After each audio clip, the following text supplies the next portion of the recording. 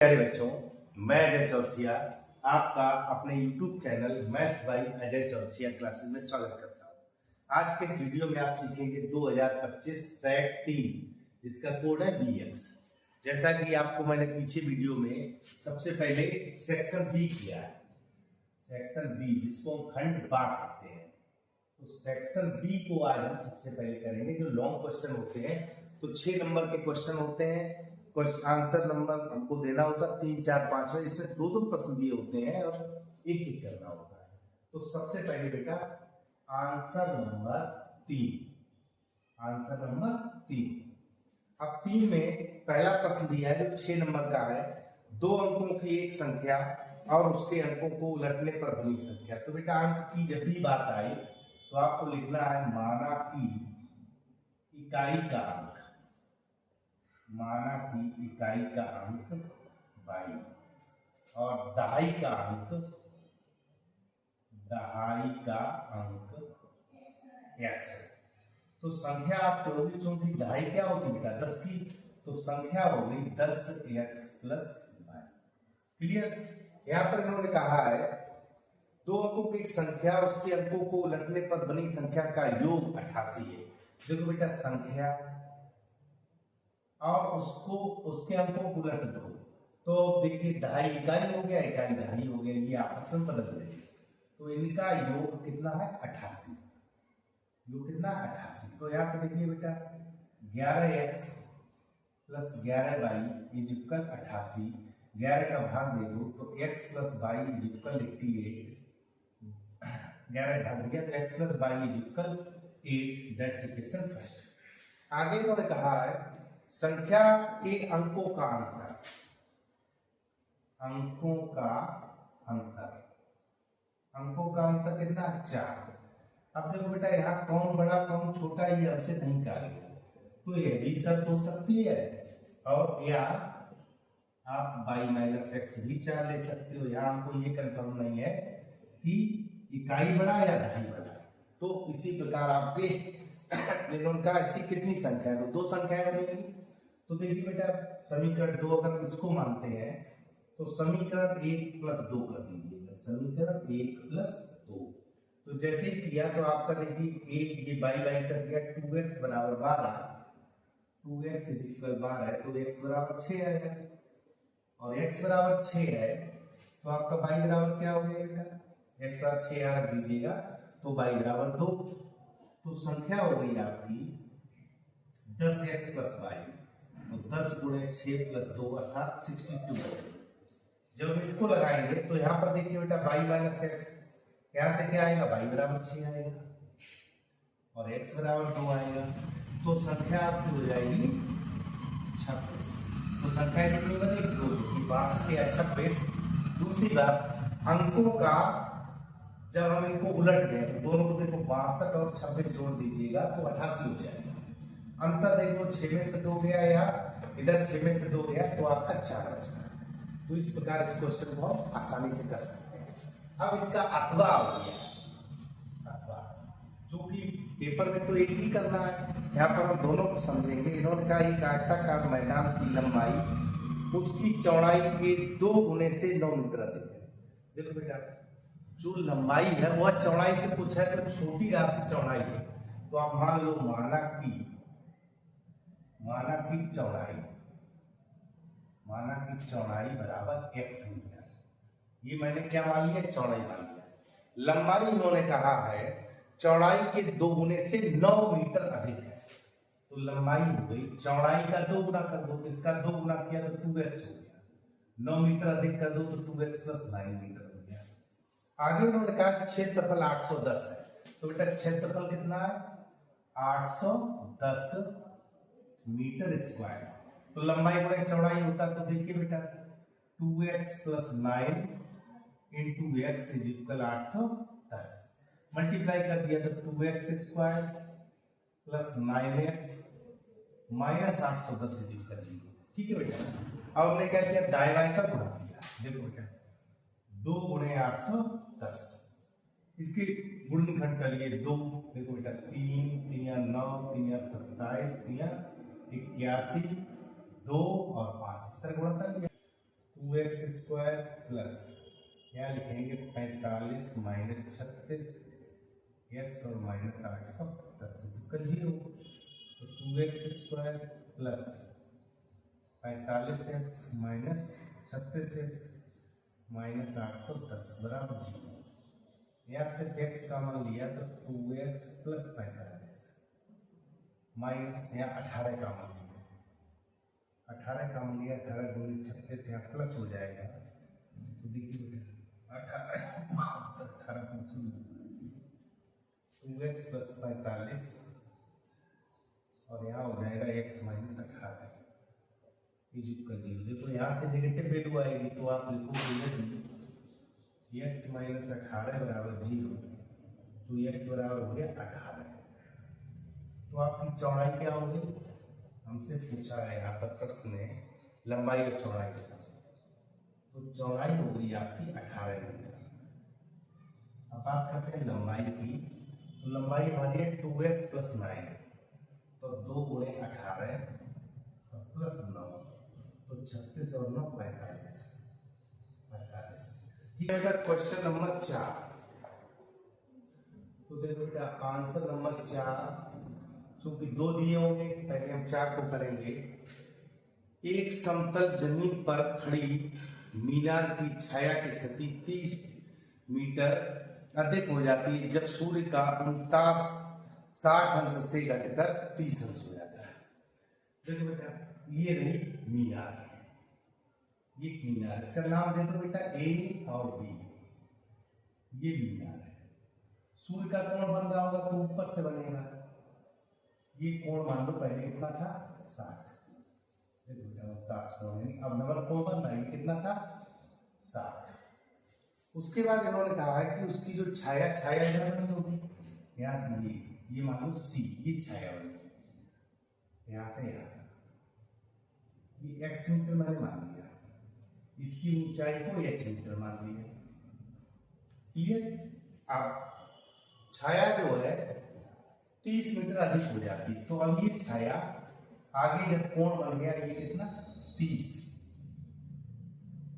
अब ये वाला कोण जो है देखो ये पूरा 60 था तो ये इसका 60 हो गया, ये आपका कितना 30 तो यहाँ पर ये 30 हो गया, और ये दूरी भी 30 मीटर है, 30 मीटर यहाँ से यहाँ तक, इसको आप D पॉइंट मान लें। क्या मान लें D। तो इन्होंने ये कहा है मीनार की ऊंचाई बताओ। तो देखो बेटा मीनार की ऊंचाई मैंने h मान ली, यहाँ पर 2 त्रिभुज बने, तो सबसे पहले आप लिखोगे त्रिभुज ACB।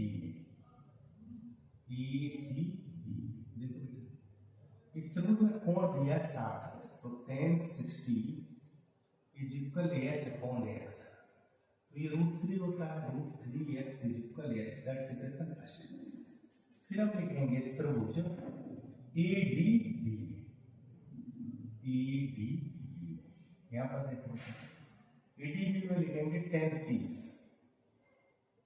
बराबर AH बटे x प्लस 30 और ये होता है 1/√3 is equal AH upon x plus √3। ठीक बेटा, क्रॉस मल्टीप्लिकेशन किया तो x प्लस 30 बराबर √3h। अब देखो ये h का मान चाहो तो यहाँ से x निकाल लो, तो चूंकि मुझे h का मान चाहिए तो x हो गया h अपॉन √3। पहले इसका मान रखा मैंने h upon √3 plus 30 is equal √3h। ठीक बेटा, तो 30 को इधर बना रहने दिया, इधर ले गए तो h ये आपका हो गया √3 माइनस 1/√3, तो h 3 माइनस ये देखिए 3 माइनस 1 तो 2/√3, √3 के साथ इस 2 से ये काट दो तो आपका 15 आया, तो h बराबर हो गया 15√3 मीटर। क्लियर बेटा, ये हमारा आंसर आ गया। आगे बात करते हैं इसी के अथवा। अथवा देखो, अथवा में इन्होंने कहा है सिद्ध कीजिए। देखो बेटा पीछे के साइड में हो चुका, मैं लेफ्ट हैंड साइड ये ले रहा हूं, तो यहाँ पर इन्होंने sin theta minus cos theta और +1 अपॉन साइन थीटा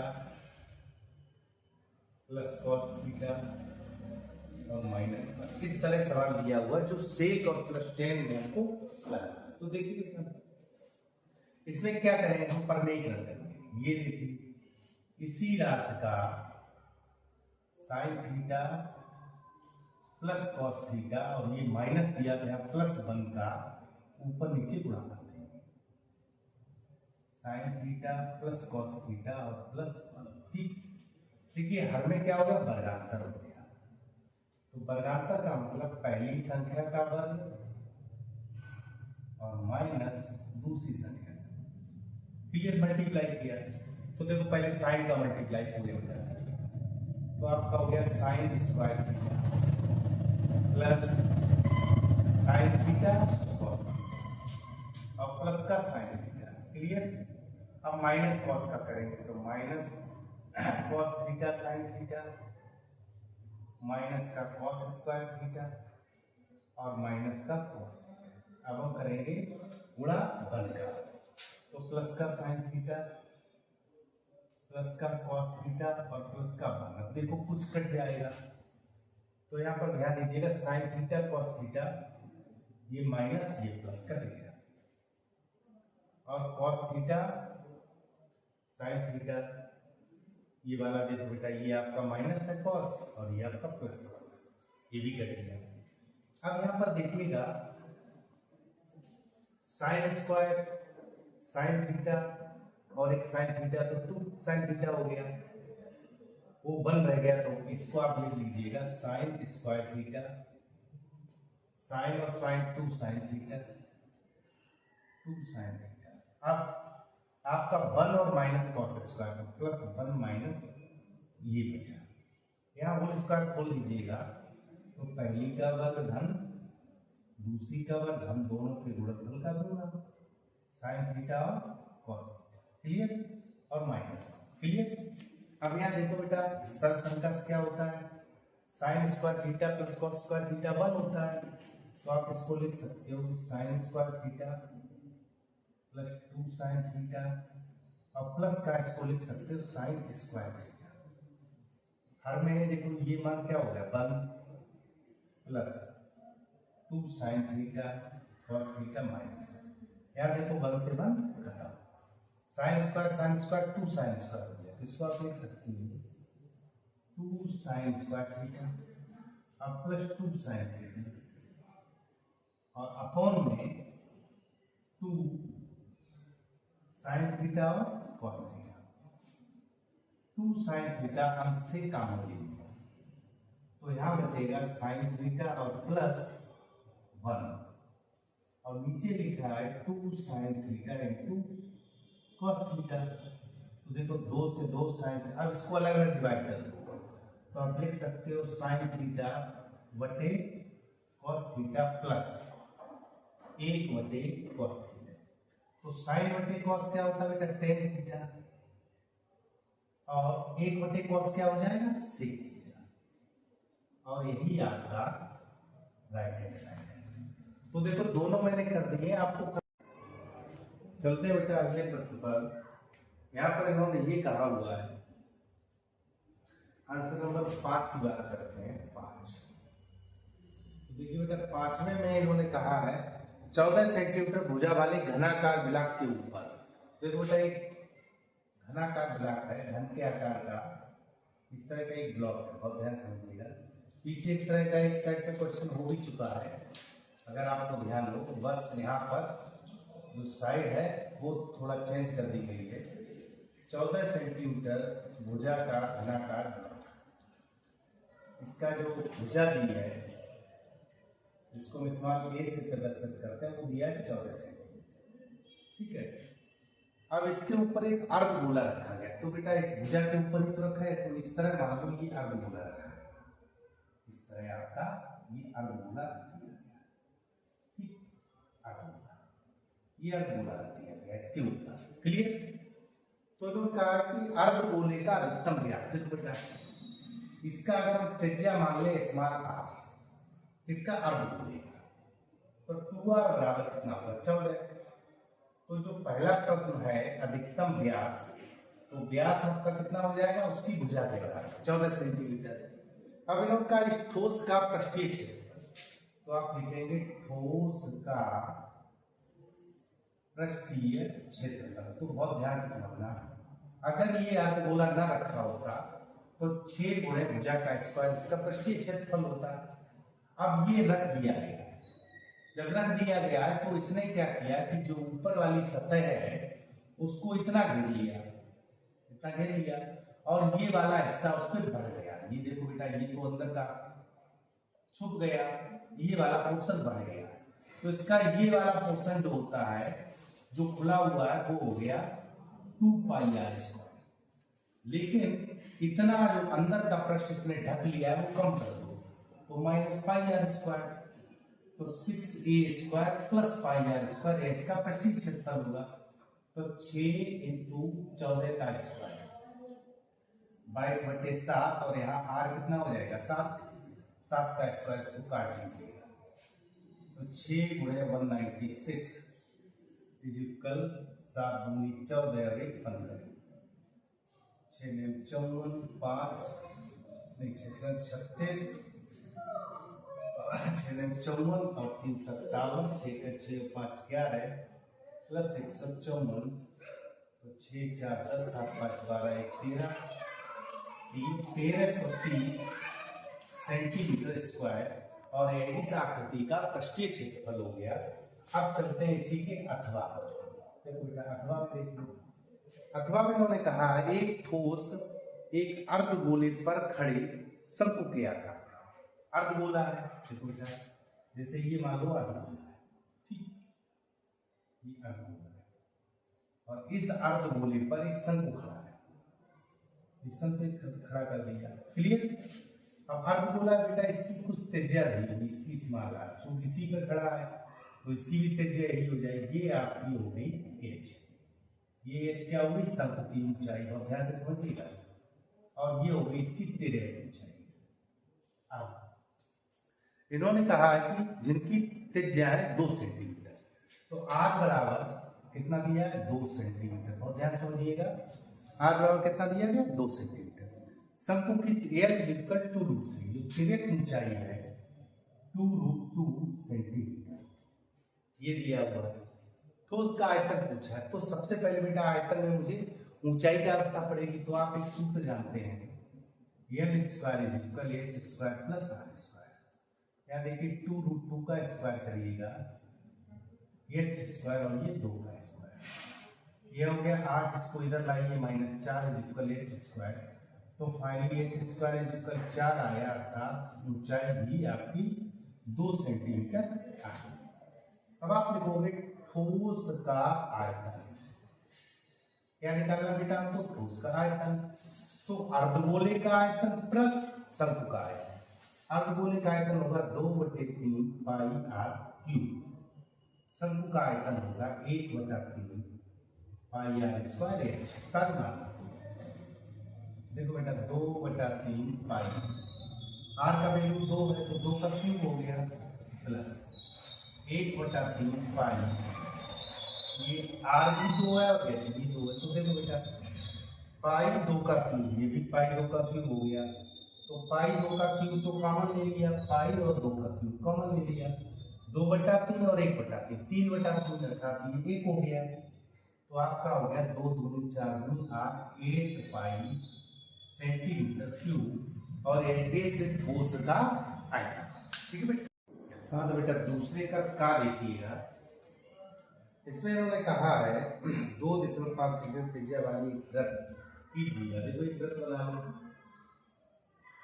इसका मान लो केंद्रीय है का O, इसकी एक जीवा जैसे हमने ये मान ली, इसका नाम है P और Q, और इसकी माप है 4 सेंटीमीटर, यहाँ धीरे धीरे PQ = 4 सेंटीमीटर, ध्यान समझिएगा PQ, ठीक है।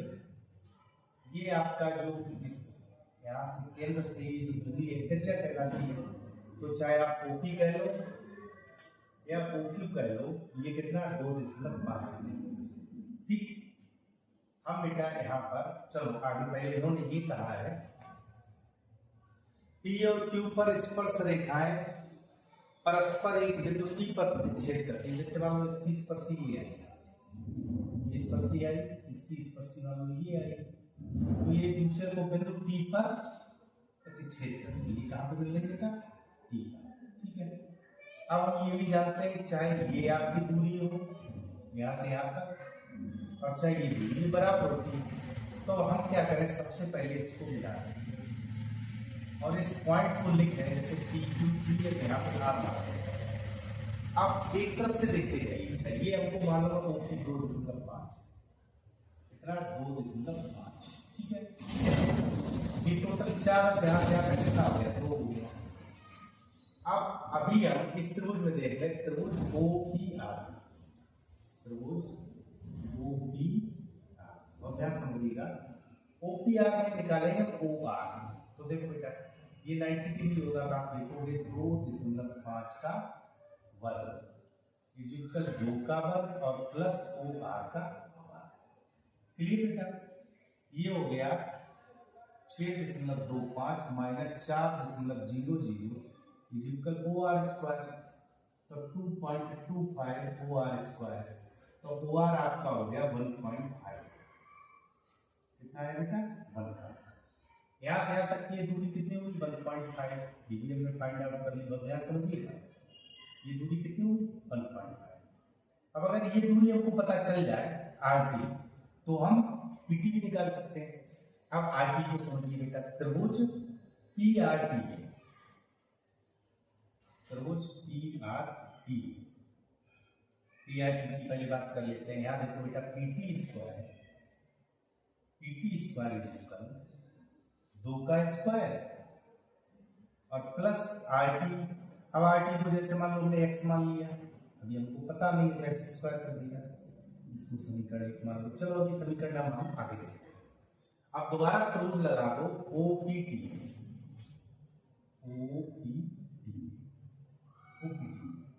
अब OPT की जब बात करें तो बेटा ये 90 डिग्री हुआ, चूंकि स्पर्शी डिफरेंस का कोण, तो आप लिखेंगे OT square is equal OP square और प्लस PT स्क्वायर। आइए हमको नाम मान तो PT स्क्वायर का ही निकालना। अब देखो बेटा OP स्क्वायर 2.5 नहीं, क्या लिख दिया? गलत लिख दिया, OT, यहाँ मैं P बोल गया, OT स्क्वायर, क्योंकि ये कर्ण हो जाएगा। अब OT का मान हो गया x प्लस 1.5 का स्क्वायर। क्लियर? यहां से देखिए बेटा OP ये हो गया 2.5 का स्क्वायर और प्लस PT स्क्वायर। अब देखो बेटा इस होल स्क्वायर को खोल दीजिएगा, तो ये हो गया x square plus 2.25 plus 2ab, तो 3x हो गया इक्वल, ये हो गया इसका 6.25 और प्लस PT स्क्वायर। ठीक है, यहाँ से देखो बेटा अगर मैं x स्क्वायर का वैल्यू यहाँ से निकालें तो यहाँ लिख सकते हैं, x स्क्वायर का वैल्यू यहाँ से लिखते हैं तो x का वैल्यू हमको मिल जाएगा, इसको समीकरण 1 भी मान लो, तो यहाँ लिख सकते हैं x स्क्वायर की जगह क्या लिख सकते हैं बेटा? PT स्क्वायर और माइनस 4 लिख सकते हैं और प्लस का 2.25 और प्लस का 3x है इक्वल 6.25 प्लस PT स्क्वायर। तो जब बेटा PT स्क्वायर से PT स्क्वायर काट देंगे, यहाँ देखिएगा ये 3x बचेगा, इधर देखो 6.25, 4 उधर जाएगा तो 10.25 और माइनस का 2.25, तो 10 में से 2 गया 8, तो x इक्वल आया 8/3। एक्स्ट्रा कितना है? 8/3। अब आप नीचे लिख सकते हो समीकरण 1 से, इस समीकरण बेटा 1 से, तो PT स्क्वायर इक्वल 2 का वर्ग अर्थात 4 प्लस x स्क्वायर, तो इसका वर्ग हो गया 64/9, तो 9 चौक 36 प्लस 64/9, तो PT स्क्वायर हो गया 100/9। क्लियर? तो हमारा PT कितना निकल गया?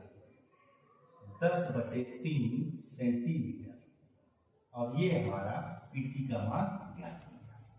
थोड़ा सा बड़ा क्वेश्चन है लेकिन 4 नंबर का भी, बहुत ध्यान से समझिएगा। पहले मैंने इस त्रिभुज में किया, फिर इस त्रिभुज, फिर इस पूरे त्रिभुज में। ठीक है बेटा, चलते हैं बेटा क्वेश्चन नंबर दूसरे का था। इसमें इन्होंने कहा कि चित्र में देखो बेटा, एक चित्र दिया हुआ है, एबीसी एक ट्रायंगल दिया है, इस तरह का एक ट्रायंगल दिया हुआ है जिसका नाम है ए बी और सी। क्लियर? फिर उन्होंने कहा डी पैरेलल एसी, एसी के पैरेलल एक लाइन है जिसका नाम है डी। ये जो लाइन है ये इसके पैरेलल है, इस लाइन के पैरेलल है, यानी समांतर है। ठीक है बेटा, फिर ध्यान से समझ लीजिएगा, ये इसके पैरेलल है, इसका नाम है डी। तो सबसे पहले यही सब देख लेते हैं बेटा, आपका डी पैरेलल है एसी, तो थेल्स प्रमेय से आप लिख सकते हो BD upon D, BD upon DA is equal BE upon EC, BE upon EC, समीकरण एक कर दो।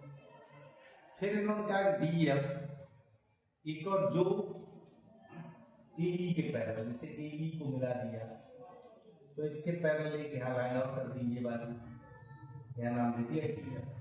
क्या दिया बेटा? DF, ये वाली भुजा इसके पैरेलल DF पैरेलल AE, तो फिर थेल्स प्रमेय से, बहुत ध्यान समझिएगा। अब आप उसको भूल जाइएगा, देखो ये पहले लाइन है, ये वाली पैरेलल थी, ये वाली लाइन आपस में पैरेलल थी, तो उनका हमने संबंध निकाल लिया। अब ये दोनों आपस में पैरेलल, तो देखो पहले मैंने लिखा था त्रिभुज DAC, यहाँ लिख दो त्रिभुज DAC। अब बात करते हैं BAE, किस त्रिभुज में? BAE। तो देखो बेटा BD upon DA is equal होगा VF अपॉन FE, ये हो गया समीकरण को। आप लिख लीजिएगा समीकरण 1 व 2 से चेक कर लीजिएगा, BD अपॉन DA, तो राइट साइड अपने आप बराबर हो जाएंगे, और यही हमको सिद्ध करना है। क्या सिद्ध करना था? BE अपॉन EC और BF अपॉन, तो देखो बेटा क्या हो गया, BE upon EC is equal BF upon FE, और यही हमको सिद्ध करना था। बिल्कुल सिंपल बात है। पहले BAC त्रिभुज में ये वाली भुजा और ये वाली भुजा आपस में समांतर थी, तो इसमें थेल्स प्रमेय लगा दिया। दोबारा इस त्रिभुज में ये दोनों भुजाएं समांतर थी, तो इन्हें थेल्स प्रमेय लगा दिया। तो 2 बार मैंने थेल्स प्रमेय लगाई, और जो संबंध निकल के आया वो कैसा आया? बराबर निकल के आया। ठीक है बेटा, आगे चलते हैं। क्वेश्चन नंबर दूसरे का ग्राफ, अब इसका ग्राफ आगे लीजिएगा। इन्होंने कहा AP के प्रथम 9 पदों का, ये बेटा देखो AP है 9 पदों का योग, 9 पदों का योग कितना दिया हुआ? 81, बहुत ध्यान समझिएगा। और इन्होंने कहा 17 पदों का योग 289, तो 9 पदों का योग एक्चुअली होगा 9/2 2A plus 9 minus 1 into D is equal 81। देखो 9 से काट दिया, 9 ने 81 और 2 उधर भेज दिए, या 2 कॉमन ले लो, यहाँ देखो 2A प्लस 8D हो गया और बटे 2 इज इक्वल 9, तो A plus 4D is equal 9, that's equation first. Clear? 17 पदों का योग 289, 17 पदों का योग ये दिया हुआ है 289, बिल्कुल सेम प्रोसेस। देखो बेटा 17/2 2A plus 17 minus 1 into D is equal 289। देखो इसको काट दिया गया, 17 रहेगा, यहाँ 2A प्लस 16D और बटे में 2 है इज इक्वल 17, 2 कॉमन लेके काट दिया, A plus 8D is equal 17, समीकरण नंबर 2। देखो बेटा मैंने 2 समीकरण बनाया, आप ध्यान दीजिएगा। जब 2 समीकरण बन गया तो समीकरण 1 माइनस 2, 1 में से 2 को घटा दो, तो देखो बेटा चाहो तो ऐसे डायरेक्ट ना लिखो तो हल करके दिखा दो। A plus 8D is equal 17 घटाया तो ये आपका -4d इज इक्वल माइनस का 8 आया तो d बराबर 2 हो गया। d बराबर कितना है बेटा 2। अब आप लिखोगे समीकरण 1 से या 2 से जिससे मन करे। समीकरण 2 आपका ये रखा तो 2 से कर दो तो a प्लस 8b यानी कि 16 इज इक्वल 17 के बराबर हमारा कितना आ गया 1। तो प्रथम पद हमारा 1 हो गया, सार अंतर हमारा कितना हो गया 2। ठीक है बेटा। चलते हैं बेटा दूसरे के घा पार्ट को देख लो। घा पार्ट में उन्होंने कहा कि बहुपद द्विघात बहुपद यह x² - 5 का शून्य ज्ञात करो और शून्य तथा गुणांकों के बीच संबंध की सत्यता की जांच करो। तो देखो बेटा हमारा जो बहुपद है वह दिया हुआ x² - 5। तो आप लिखोगे के शून्य। तो शून्य का मतलब है कि शून्य का तो x² - 5 बराबर 0। तो x² बराबर 5 हो गया तो x बराबर ±√5। तो हमारे शून्य हो गए √5 माइनस का और प्लस का √5। ये तो शून्य हो गए। अब आप लिखोगे शून्य तथा गुणांकों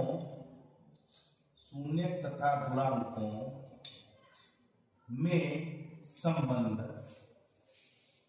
की सत्यता की जांच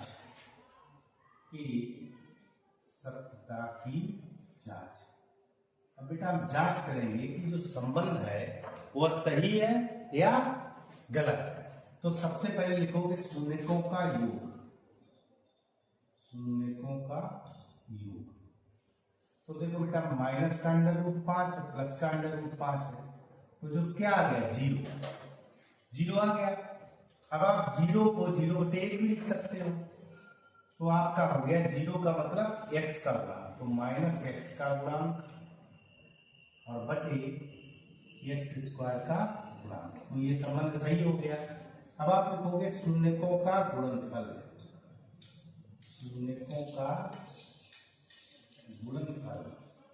गुणनफल माइनस का √5 गुणे प्लस के √5 -5 है। -5 बटे 1 हो गया। तो -5 देख लीजिएगा हमारे समीकरण क्या अचर पद है।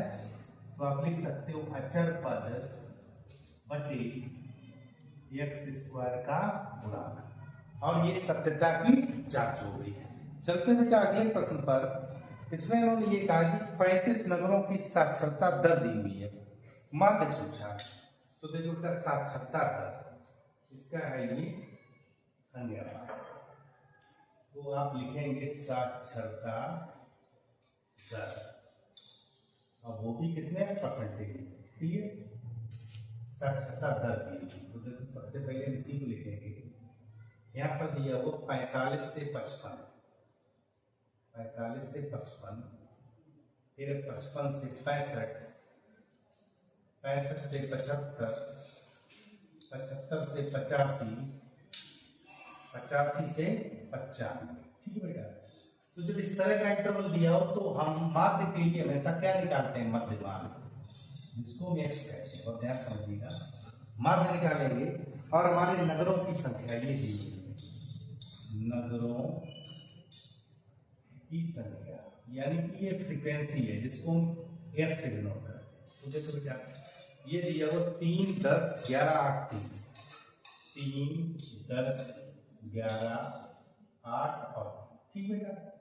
अब चूंकि हमको निकालना माध्य तो एक तो सीधा है आप fx करके भी निकाल सकते हो, एक आप विचलन से भी निकाल सकते हो। तो देखो बेटा 45 और 55 को जोड़ा तो ये हो गया 100 100 का आधा 50 तो ये हो गया 50।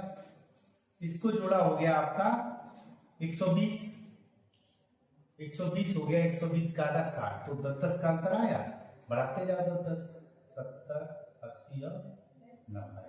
तो चूंकि ज्यादा कठिन कैलकुलेशन है नहीं तो ये आपका इसका टोटल हो गया सिग्मा एल। देखो बेटा 3 1 4 3 1 4 8 12 3 15 1 2 3 कितना आ गया 35। यहाँ लिखो x इंटू एल।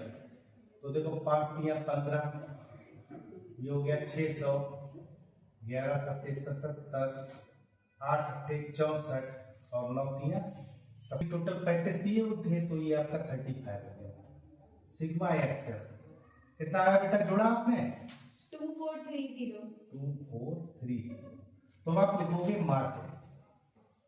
माध्य का मतलब होता है sigma x f over sigma f. 2430 upon 35 कितना आया 69.4285। 85। बस इसको आप लिख सकते हो 69.43। और यहाँ बेटा देखिए, अब हम चलते हैं दूसरे के चार पार्ट में इन्होंने कहा है बहुलक और माध्यक दो बातें पूछी। तो सबसे पहले देखो बेटा, इस तरह दिया हुआ है आयु और वो दिया वर्षों, क्योंकि आपको लिखना पड़ेगा आयु वर्षों में। उसके बाद इसका 5 से 15, 15 से 25 और 25 से 35, 35 से 45, 45 से 55 और 55 से 65, 55 से 65। चूंकि हमसे यहाँ पे पूछा है बहुलक और माध्यक, यानी कि माध्यिका और बहुलक पूछा है, तो मध्यमान की अवस्था नहीं है।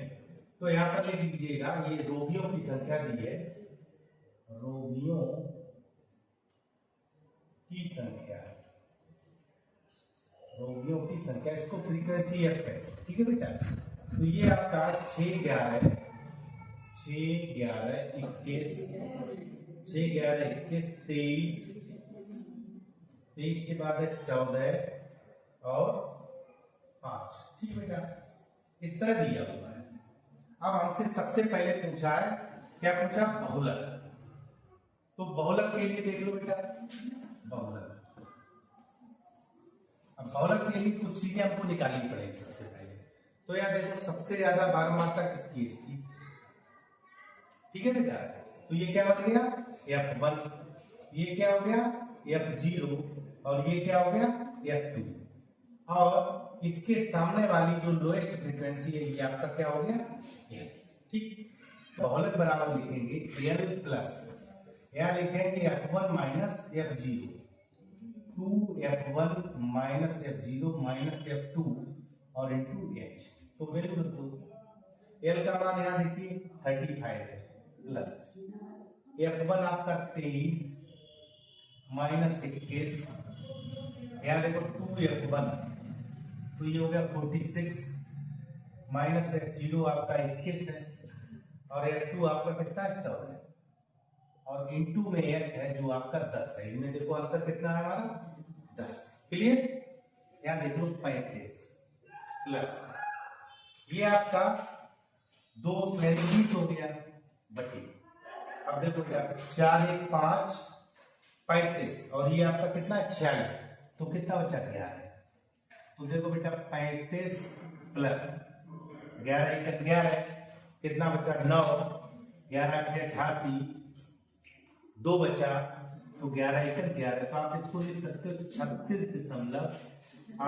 ये हमारा बेटा क्या आ गया बहुलक। अब इन्होंने क्या पूछा, माध्यक भी पूछा है। तो देखो बेटा, माध्यक के लिए इसी सवाल में जो माध्यक पूछा था, माध्यिका पूछी था आपको संचयी बारंबारता, यानी कि CL क्या लिखना है, संचयी बारंबारता, संचयी, तो CL।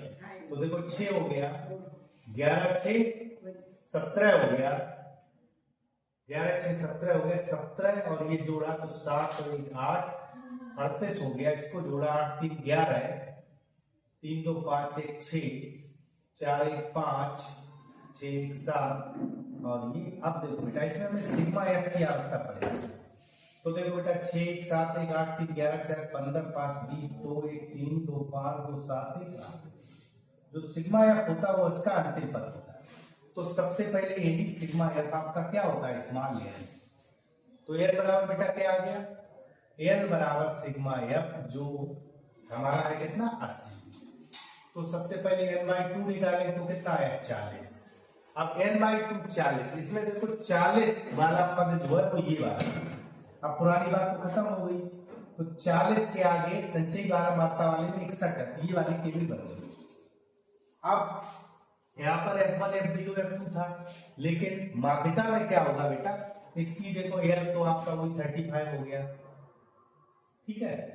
उसके बाद फ्रीक्वेंसी ये 12 मात्रा, ये इसको F कहते हैं, F हो गई 23, ठीक है।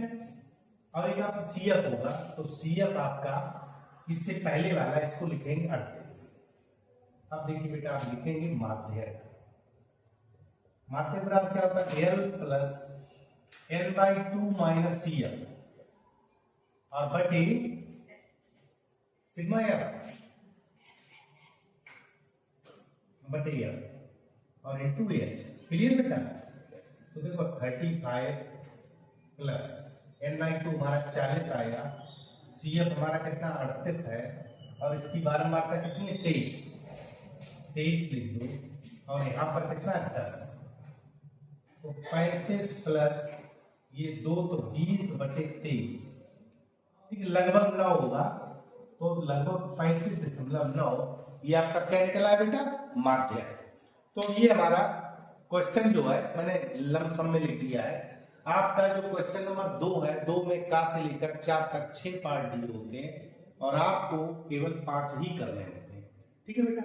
अब चलते हैं सेक्शन बी का आंसर नंबर पहला, जिसमें 2 नंबर का प्रश्न दिया होता है।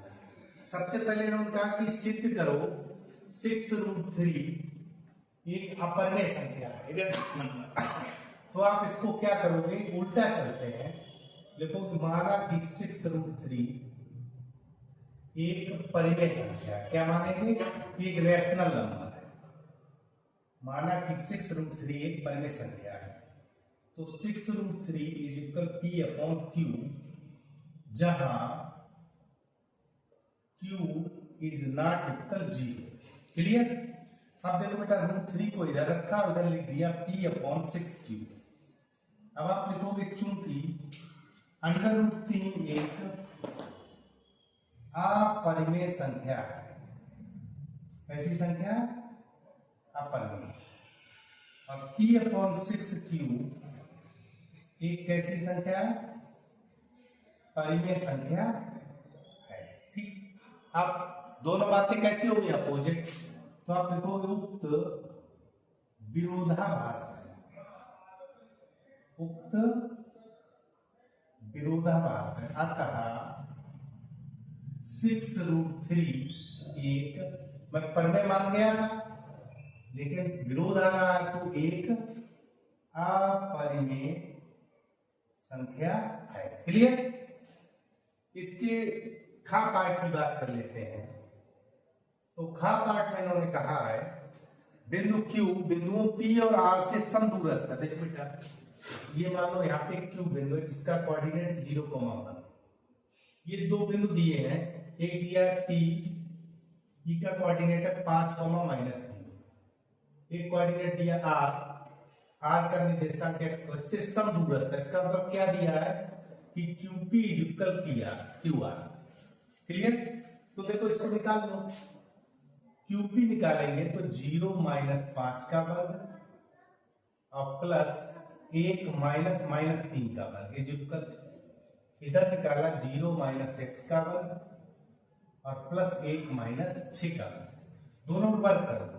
वर्ग करने पर तो ये देखो बेटा अंडर रूट हट जाएगा और यहाँ हो गया 5 का वर्ग 25, 4 का वर्ग 16, इधर x² और ये हो गया 5 का वर्ग 25, 25x² बराबर 16, तो x बराबर ±4, तो हमारा x का मान क्या आ गया, ±4। इसी के गा पार्ट पर पहुंचते हैं। गा पार्ट में उन्होंने कहा है कि वह अनुपात ज्ञात करो जिससे बाई-h, बेटा बाई-h की बात कही है, तो बाई-h की अगर बात है तो उसका निर्देशांक हो जाएगा 0,22। अब बाई-h 2 बिंदु विभाजित कर रहे हैं, किस अनुपात में, देखो जैसे बाई-h बेटा मोस्टली इस तरह ऊपर मानते हैं, तो यहाँ पर कोई कोऑर्डिनेट है 0,22, इसको P मान लो। एक इधर बिंदु दिया है 5, -6, ये 5 - 6, और ये -1 -4 इस तरह दो बिंदु दिए, कोई भी बिंदु मान लो। अब ये इसको विभाजित कर रहे हैं, हमें अनुपात पता नहीं, मैंने मान लिया m अनुपात n में विभाजित कर रहे हैं। यहाँ पर विभाजन अगर जिक्र नहीं किया गया तो हमेशा अंतर विभाजन का सूत्र लगाते हैं। तो देखो पहला कोऑर्डिनेट 0 है तो आप लिखोगे 0 बराबर m x2 और प्लस n x1 और upon m plus n। Clear? यहां तक तो कोई डाउट नहीं। तो देखिए बेटा ये आपका 0 चला गया तो आपका बचा माइनस का m प्लस के 5m। तो m बराबर क्या आया 5n। तो m अपॉन n कितना आया 5 अपॉन 1। तो m रेशियो n क्या आ जाएगा 5:1। पहले का घा देखिएगा, घा में उन्होंने कहा सिद्ध कीजिए। देखो under root 1 minus cos theta बटे 1 plus cos theta is equal cosec theta minus cot theta, cosec theta minus cos theta. तो इसमें क्या करना है, इस तरह जब भी क्वेश्चन आ जाए तो आप लेफ्ट हैंड साइड ले लिया और कंजुगेट का मल्टीप्लाई कर दिया 1 minus cos theta 1 plus cos theta. जो ये हर का मान दिया है इसका चिन्ह बदलकर ऊपर नीचे गुणा कर दो, बस 2-3 स्टेप में क्वेश्चन का आंसर आ जाएगा। तो देखिए नीचे हो गया a plus b a minus b, a वर्ग माइनस बी वर्ग, और ऊपर दोनों एक जैसे हैं तो ये हो जाएगा होल स्क्वायर। तो देखो बेटा 1 माइनस कॉस थीटा का होल स्क्वायर और 1 का square 1 square minus cos square, तो 1 माइनस कॉस स्क्वायर क्या होगा साइन स्क्वायर। अब स्क्वायर से अंडर रूट खत्म तो आपका वैल्यू हो गया 1 माइनस कॉस थीटा बटे साइन थीटा। अलग अलग तोड़ दो तो 1 बटे sine theta minus cos theta बटे साइन थीटा, और 1 बटे साइन को आप लिख सकते हो कोसाइन थीटा, और ये लिख सकते हो कॉट थीटा, और ये हमारा राइट हैंड साइड आ गया। क्लियर बेटा? इसी के घा के बाद अगला पार्ट है अंग्या, जिसमें इन्होंने कहा है त्रिज्या 14 सेंटीमीटर वाली वृत्त की जीवा केंद्र पर 120 अंश का कोण बना। जी देखो बेटा एक वृत्त है आपका जिसका त्रिज्या r बराबर दिया है 14 सेंटीमीटर, r बराबर कितना दिया है 14 सेंटीमीटर, कोण बन रहा है 120। ये जो कोण है ये कितना 120, तो थीटा बराबर 120 अंश। हमसे पूछा गया है संगत वृत्तखंड का क्षेत्र, वृत्तखंड ये वाला टुकड़ा होता है, तो आप लिखोगे वृत्तखंड का क्षेत्रफल, वृत्तखंड का क्षेत्रफल आर स्क्वायर पाई थीटा बटे 360 माइनस 1/2 साइन थीटा। ये सूत्र होता है बेटा।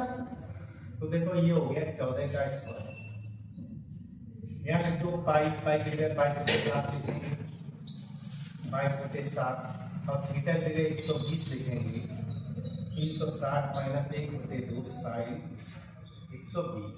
ठीक है बेटा, ये 3 बार काट दिया तो आप लिख सकते हो 14 का स्क्वायर, और यहाँ पर है बेटा आपका 22/21 माइनस 1/2। अब साइन 120 180 माइनस 60, तो साइन 60 यानी √3/2। ठीक है बेटा, चूंकि लॉन्ग क्वेश्चन है नहीं तो इसको इतने सेंटीमीटर स्क्वायर करके आप छोड़ सकते हैं। आगे बेटा इन्होंने कहा कि चा पार्ट में इन्होंने कहा है एक ताश की गड्डी है, तो पत्ते कितने हैं टोटल 52। अब 52 ताश की गड्डी में एक लाल रंग का बादशाह। पहला पार्ट है एक लाल रंग का बादशाह। बेटा लाल रंग का बादशाह, ध्यान देना लाल रंग के बादशाह कितने होते हैं 2, चूंकि लाल रंग के 26 पत्ते होते हैं, तो हमको एक बादशाह निकालना है। तो उसकी प्रायिकता क्या होगी, P बराबर 2 में से नीचे 52 में से 1, तो 1/36। सेकंड पार्ट में इन्होंने कहा है एक तस्वीर वाला कार्ड। तस्वीर वाले बेटा कितने होते हैं, एक तस्वीर वाला कार्ड कितने होते हैं, तस्वीर वाले नहीं पता, तस्वीर वाले कार्ड होते हैं 12, तो 12 में से 1 और नीचे 52 में से 4 से काट दो, तो 4 3 12, 4 1 4, तो ये आपका 3/13 इसकी प्रायिकता, इसकी 1/26। तो ये पहला प्रश्न आपका कंप्लीट हो गया, सेक्शन बी आपका कंप्लीट हो गया। अब हम OMR को करेंगे इसके सेक्शन ए पर, यानी कि खंड आ। और ध्यान रखिएगा, जैसे ही आपका खंड बा कंप्लीट होता है, कॉपी पे रोल नंबर और कॉपी नंबर डालकर आगे लिख दीजिए रफ वर्क। चूंकि खंड आ कॉपी पे नहीं करना होता है, और इसका प्रत्येक प्रश्न कुछ ऐसे होंगे जो डायरेक्ट आपको पता होंगे, कुछ आपको सॉल्व करने पड़ेंगे। तो रफ वर्क में सॉल्व करिएगा और OMR पर आप उसको टिक करेंगे। तो पहला प्रश्न दिया है tan थीटा इक्वल 3/4। तो जैसे ही मैंने tan थीटा देखा, मेरे दिमाग में लाल बटे कच्चा आ गया। तो देखो 3/4, तो ये कर्ण हमारा हल होके कितना आ जाएगा 5। और मुझसे पूछा cos थीटा, cos थीटा होता है आधार बटे कर्ण, तो 4/5, जो हमारे ऑप्शन में ए पार्ट है। कौन सा पार्ट है बेटा? ए। तो OMR पर ए पर टिक करेंगे। दूसरे प्रश्न की बात करें, एक पासे को एक बार फेंका गया सम संख्या में। देखो बेटा, प्रकार बटे कुल प्रकार प्रायिकता होती है, तो सम संख्या हमारी कौन सी है, कितनी होती है? 2 4 6, और टोटल आपका 1 2 3 4 5 6। ये समझाने के लिए मैं बता रहा हूं, यानी कि 3 में से 1/6 में से, तो प्रायिकता क्या होगी? 3/6, अर्थात 1/2। और जो वैल्यू दी है बी पार्ट में। किस पार्ट में दी है? बी पार्ट में। क्वेश्चन नंबर 3 की बात कर लें, इन्होंने का निम्नलिखित वारंवारता बंटन का माध्य है। तो देखो बेटा, पहले इसको समझ लो। जैसे 0 से 10, 10 से 20, 20 से 30, 30 से 40, 40 से 50, और ये इसका फ्रीक्वेंसी दिया 7 8 15 10 और 5। तो बेटा हमसे पूछा माध्यक बल, यानी कि मीडियन का पूछा है। किसका पूछा है? मीडियन का। तो देखो 7 8 15 15 30 10 40 45 हो गया। अब 45 का आधा हो गया 22.5। इसके आगे देखना, 22 के आगे देखो, यहाँ CF और हम बनाते हैं, तो CF ये हो गया 7, ये हो गया 15, ये हो गया 30, तो यही वाला तो है। तो जो वर्ग अंतराल है वो क्या हो गया? 20 से 30। समझ में आया? और 20 से 30 हमारे इस ऑप्शन में सी पार्ट है। कौन सा पार्ट है? C part. ध्यान यह रखना है कि CF पूरा मैंने इसकी चूक लिया, तो केवल कॉपी रख पे सॉल्व करना है। जैसे ये आपकी बारंबारता का योग होता है सिग्मा एफ, यानी कि इसका आधा n/2 22.5 हो गया। जो वैल्यू आए उसका मान मुझे CF में देखना होता, संचयी बारंबारता। तो 22.5 के आगे 30 है, 30 के आगे वाला जो वर्ग अंतराल है वो हमारा आंसर होगा। क्वेश्चन नंबर 4 कर लेते हैं। 4 में इन्होंने कहा निम्नलिखित बहुलक वर्ग की कौन सा होगा? तो जिसकी बारंबारता सबसे ज्यादा हो वो आपका क्या होगा? मॉड बहुलक। तो यह बारंबारता सबसे ज्यादा 11, यानी कि 10 से 15 की कितनी है? 11। तो ये हमारा आंसर इसका क्या आ गया? 10 से 15। और जो हमारा डी पार्ट है, कौन सा? D part. क्वेश्चन नंबर 5 की बात कर लेते हैं। 5 में इन्होंने कहा है निम्नलिखित में से कौन सी घटना की प्रायिकता नहीं हो सकती? प्रायिकता जो है कभी भी, देखो प्रायिकता की कंडीशन होती है लेस देन इक्वल 1, यानी कि 1 से छोटी हो सकती है या बराबर हो सकती है। तो यानी प्रायिकता कभी ऋणात्मक नहीं हो सकती। प्रायिकता कभी ऋणात्मक नहीं, एक ऋणात्मक दिया है, तो बी पार्ट जो है उसमें ऋण 1 दिया है, जो प्रायिकता नहीं हो सकती। क्वेश्चन नंबर 6 की बात करें, इन्होंने कहा है कि 3 cot A इज इक्वल, देखो 3 cot A बेटा, 3 cot A इक्वल 4, तो यहां से cot A कितना हो गया? 4/3। मान पूछा गया कि 1 - tan स्क्वायर A और बटे 1 + tan स्क्वायर A। बहुत ध्यान समझना, ये वैल्यू हमसे पूछी गई। cot A अगर 4/3 है, तो tan A क्या हो गया? 3/4, इसमें रख दो। तो 1 - 9/16 और 1 + 9/16, 16 में से 9 गया 7, 7/16, और ये 25/16 है, तो आंसर क्या आ गया? 7/25। और 7/25 हमारे इसमें ए पार्ट दिया है। कौन सा पार्ट है बेटा? ए पार्ट। बिल्कुल सिंपल प्रश्न है, बस आप देखिए प्रश्न में दिया है cos 60 डिग्री, हम जानते हैं 1/2 होता है, और जो हमारे ऑप्शन सी में दिया है 8 नंबर, 8 में उनका 1 प्लस कॉट स्क्वायर, ये भी पीछे वाले में हो चुका है। तो देखो इसको लिख सकते हैं 1 प्लस 1 अपॉन 10 स्क्वायर, और नीचे 1 प्लस 10 स्क्वायर। और ध्यान समझिएगा, ये एलसीएम लिया मैंने, तो हो जाएगा 10 स्क्वायर थीटा प्लस 1, और बटे में 10 स्क्वायर, नीचे धार में दिया था 1 प्लस 10 स्क्वायर, ये कट गया, 10 स्क्वायर ऊपर जाएगा, तो ये आपका हो जाएगा कॉट स्क्वायर थीटा, और कॉट स्क्वायर थीटा हमारे ऑप्शन डी में। नंबर 9 को देखिएगा, 9 में कहा है कि एलसीएम 35 और 63 का 315 है। तो देखो बेटा 35 और 63 हमारे 2 अंक है, और एलसीएम दिया 315 है, और उससे एचसीएफ पूछा गया है। तो हमें मालूम है इनका मल्टीप्लाई इतना होता है, तो यहां से देखिए बेटा HCF is equal 35 into 63 upon 315, काट दीजिएगा बेटा। तो देखो मैंने 5 से काटा, 5 7 35, 5 6 30, 15, ये कट गया, तो कितना आया हमारा 7, और 7 ऑप्शन है हमारा बी पार्ट। कौन सा पार्ट है? B part. क्वेश्चन नंबर 10 देख लेते हैं। 12 15 21 का लासफा बहुत सिंपल है, 12 15 और 21 फैक्टर कर लो, 6 15 21, 3 15 और 21, 3 से काटा, 3 एकम 3, 5 7, तो एक बार 5 आ जाएगा और एक बार 7 आ जाएगा। क्लियर? तो देखिए बेटा इनको गुणा कर लिए, 7 पंजा 35, 3 105 दूनी 210, 2 420, बड़ा खतरनाक नंबर आया 420, और ये डी बार। क्लियर? सवाल नंबर 11 की बात करते हैं। 11 का √2 का मल्टीप्लाई करना 2 माइनस √2। देखो बेटा अपर में और पर में इनका गुणा भाग जोड़ घटाना जो भी होगा वो आपका क्या बना देगा अपर में, तो एक अपर में संख्या बनेगी, ऑप्शन नंबर ए। कौन सी संख्या बनेगी? अपर में। क्लियर? चूंकि पर में अपर में मिक्स है, और जब गुणा करेंगे तो अपर में। क्वेश्चन नंबर 12 से इन्होंने कहा है 2, 3 और 4, 1 के बीच की दूरी। तो देखो डी इक्वल, पहले में से पहला घटा दो और दूसरे में से दूसरा घटा दो, तो ये 2 का वर्ग 4, ये 4 तो √8 मतलब 2√2, और ये ऑप्शन है हमारा सी पार्ट। क्वेश्चन नंबर 13 में कहा है कि 5 सेंटीमीटर त्रिज्या वाले वृत्त, एक वृत्त बना लो, ठीक है, इसकी त्रिज्या कितनी है? 5।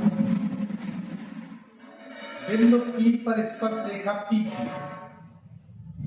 O से जाने वाली रेखा Q पर की OQ 12 दिया है, अब PQ पूछा है। देखो बेटा ये आपका O है, ये आपकी Q है, और ये आपकी स्पर्शी है PQ, ये हमारा दिया हुआ 12 सेंटीमीटर। क्लियर? त्रिज्या हमारी दी हुई है 5, हमसे पूछा है स्पर्शी PQ, तो हम जानते हैं ये 90 डिग्री बनता है, तो यह क्या हो जाएगा 12 का स्क्वायर इक्वल 5 का स्क्वायर प्लस PQ का square, 144 minus 25 equal PQ square, तो कितना बचा 119 PQ स्क्वायर, तो √119 सेंटीमीटर आया, और जो हमारा ऑप्शन बी, ऑप्शन बेटा कौन सा है? बी। क्लियर? क्वेश्चन नंबर 14 की बात कर लेते हैं। यहां पर देखिए बेटा BE पैरेलल BC, एक ट्रायंगल दिया है, और फिर थ्योरम इसमें लगेगा ABC और DE, यह एक DE लाइन है जो इसके पैरेलल है।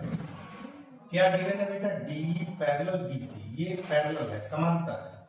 तो अब AD दिया है, DE दिया है, देखो बेटा क्या कहते हैं AD DB, तो ध्यान दीजिएगा यहां से क्या होगा AD अपॉन DB, ये वाला टुकड़ा इसके, तो बड़ा टुकड़ा आपका AB अपॉन BC हो जाएगा।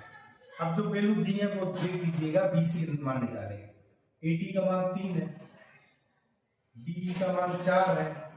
ए बी देखो बेटा यार डी बी ये 1.5 है और ये आपका 3 है, तो टोटल कितना हो गया 4.5 हो गया।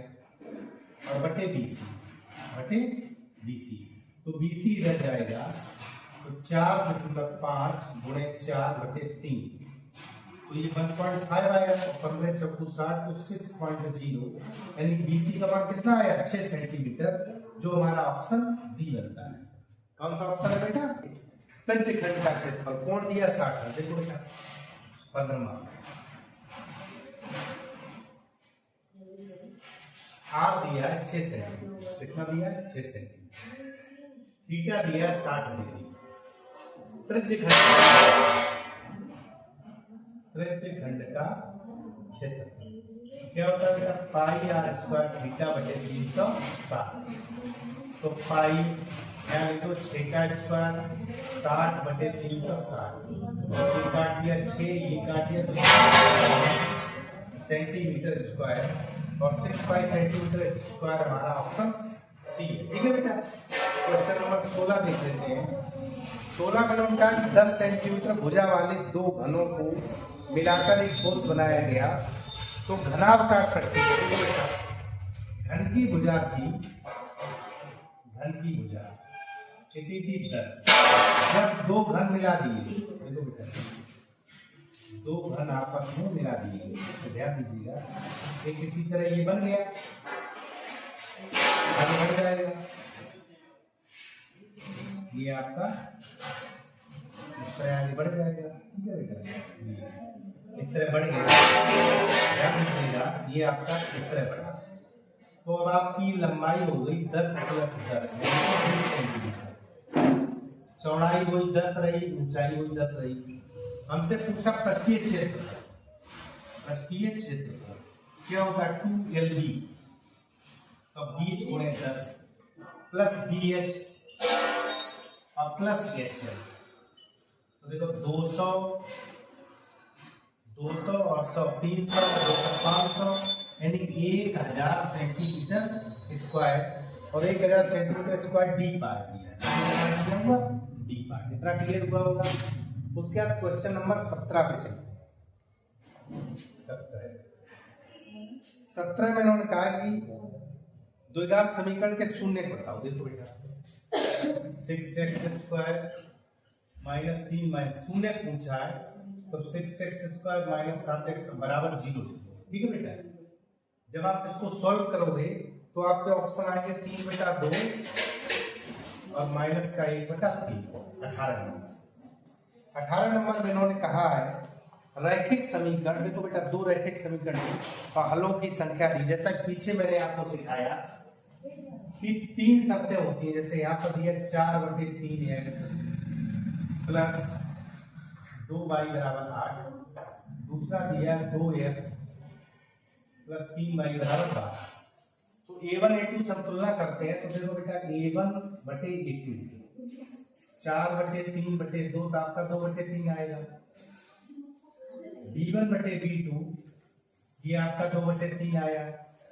C1/C2 ये आपका 8/12 यानी कि 2/3 आएगा। चूंकि तीनों बराबर है, A1/A2 = B1/B2 = C1/C2, तो कैसे हल होंगे? अनंत हल होंगे। कितने हल होंगे बेटा? अनंत। तो अनंत हल का ऑप्शन हमारा बी है। अनंत हल का हमारा ऑप्शन क्या है? बी। ठीक है। अब 19वां देखो, यही देख लेंगे 19वां क्वेश्चन। 19 में इन्होंने विविधकर पूछा है 3x² - 4√3x + 4 क्या पूछा? विविधकर। आपको पता है b² - 4ac, b आपका ये 4 चौको 16 × 48 4ac 4 × 12 चौको 48, तो विविधकर क्या आएगा? 0, जो आपका ऑप्शन है सी पार्ट। कौन सा पार्ट है? सी। और अंतिम प्रश्न 20वें में यहाँ पर एक श्रेणी दी, देखो 3 + √2, फिर दिया है 3 + 2 √2 और फिर दिया 3 + 3 √2। इसी तरह हमसे पूछा 7 होता है, तो देखो बेटा इसमें क्या बढ़ रहा है? √2 बढ़ रहा है, तो 7 कितना हो गया? √2 और जो हमारा ऑप्शन है डी पार्ट। डियर स्टूडेंट्स, उम्मीद करता हूं कि आपको यह सेट बहुत अच्छे से समझ में आया होगा। अब आप सभी हमारे चैनल को लाइक करें, सब्सक्राइब करें, शेयर करें। मिलते हैं अगले वीडियो में अगले सेट के साथ। तब तक के लिए बाय।